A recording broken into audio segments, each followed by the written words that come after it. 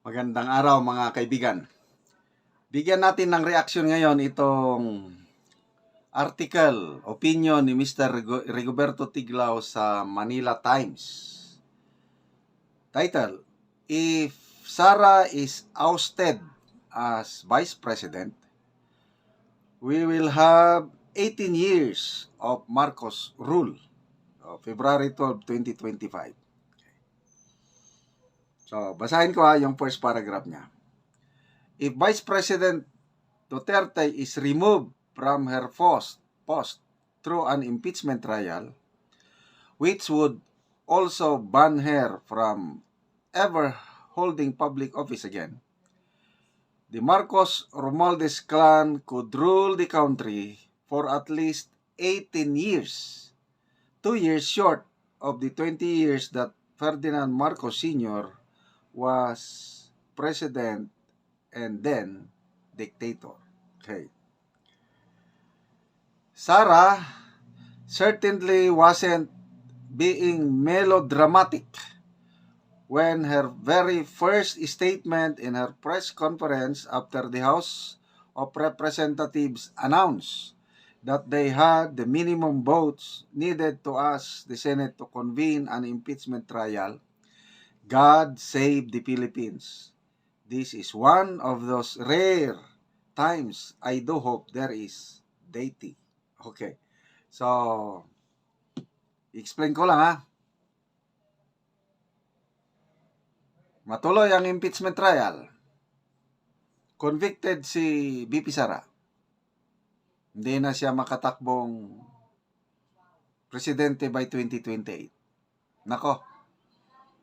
18 years ang pag-rule ng Marcos Araneta Romualdez clan sa ating bansa.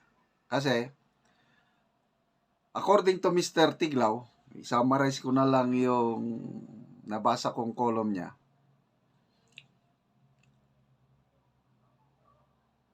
Pag natanggal si BP Sara, ang inonominate ni PBBM na papalit as Vice President will be the Speaker of the House. Although kailangan ito ng boto ng Kamara at saka Senado. So according to Mr. Tiglao, magagawa nila na magiging Vice President si Speaker Martin Romualdez once na natanggal nila si BP Sara as Vice President through impeachment. Okay?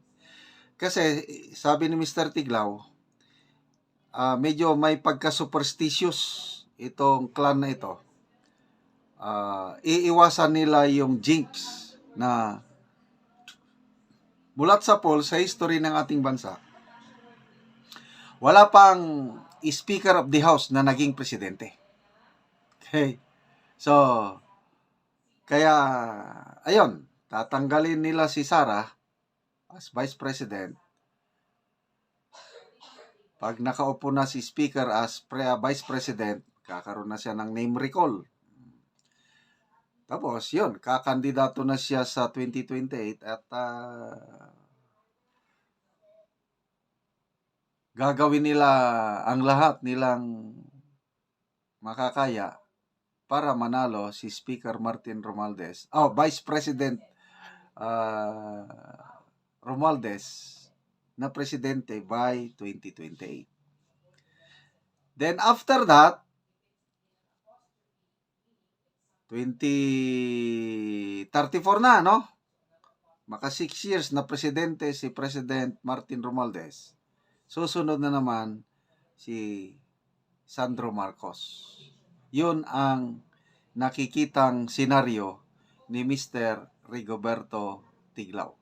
Kaya, sabi niya, nung nag-press conference si BP Sara, hindi siya melodramatic, hindi siya nagbibiro o seryoso siya. Yung sabi niya, God save the Philippines. So ang tanong, gaano kalaki yung chances na matanggal nila si BP Sara sa kanyang pwesto through impeachment. According to Mr. Tiglaw, malabo daw. Okay, so medyo sinagot din niya yung malabo. Basahin ko dito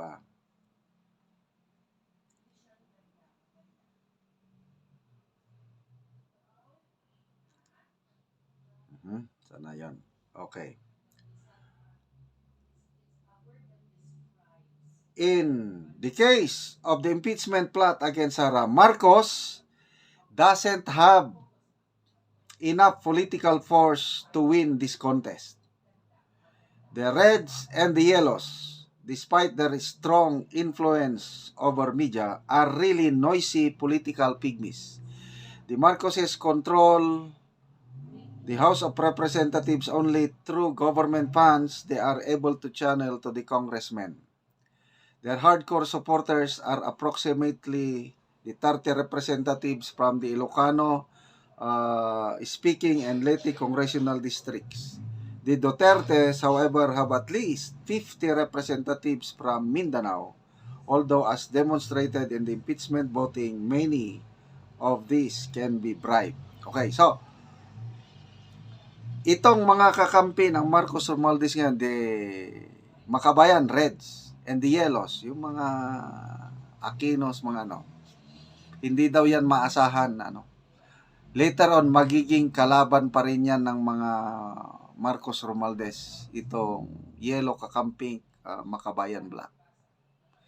So, according to Mr. Tiglaw, kaunti lang talaga ang diehard na supporters ng Marcos Romualdez sa Congress, lalo na sa Senate, sabi niya. Mahihirapan daw ang Marcos Romualdez tandem na makakuha sa Senate. Okay? Pag nagsimula na ang impeachment, at nandyan na, tatayo na si PRRD as one of our defense lawyers, nako, wala daw mangahas na senador na mag-cross-examine o babanggain si PRRD kasi mai-project yung senador na yun na bully. Yan po ang assessment ni Mr. Rigoberto Tiglaw. Kaya, no worries, sabi niya, hindi yun mangyayari na mag-rule ang Marcos Romualdez clan for 18 years. Mananalo at mananalo pa rin si BP Sara sa impeachment trial na ito kung matuloy. Okay? So, maraming salamat sa inyong panonood, mga kaibigan. Yung income sa channel na ito, ginagamit natin pagtulong sa Tribong Talaandig. Namimigay tayo ng libreng yero at pako sa tribo para makapagpatayo itong tribo ng bagong bahay or ma-repair ang sira-sira nilang bahay. Panoorin nyo ang video na ito. Salamat sa tulong nyo, lalo na yung mga hindi nag-i-skip ng ads. Kahatag sa Iagero. Siya. Mahingon to ya. Nangkong kasab. Taod na gyud ang yero, ngagihatag sa imo. Taon na gyud ang hero gyud kay murag dako salamat ako nga nagaong si hero. Oo. Ako matuluan. Oo. Dol diri ya. Nakulog ka pa. Apas na sa ulan. Oo. Kakaulan na pod. Ulan na pod mura og di ni mapungahan karong atop na patuluan sa kusong playa. Oo, so gatuluan siya sumabalaka ka kay gadali-dali ka kay ulan na pod.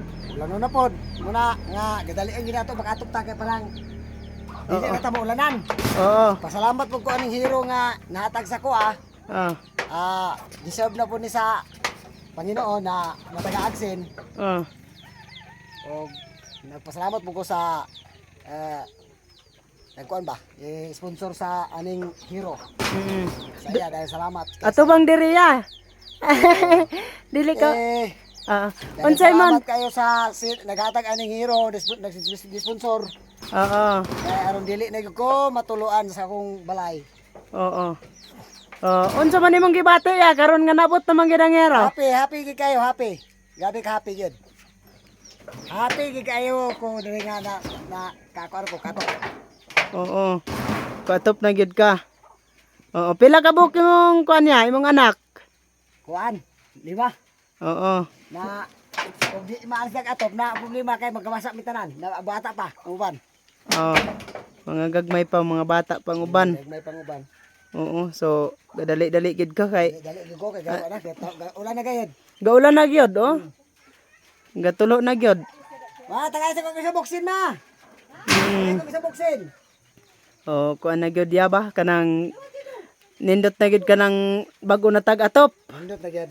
Oh. May ko lagi siya, may ako lagi yung kali usaban ba. Oo. Sis ugatop. Oo. Sa kapalid. Oo, sige, salamat. Thank Yeah. you. Bye-bye. Oh, sige, God Salamat bless. sa nag-sponsor.